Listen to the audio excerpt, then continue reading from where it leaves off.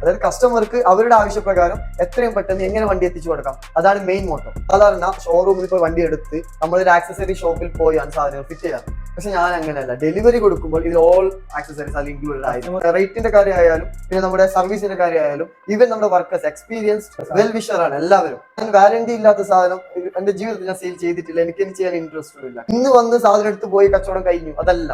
എനിക്ക് നാളെയും അവരായിട്ടൊരു ബോണ്ട്.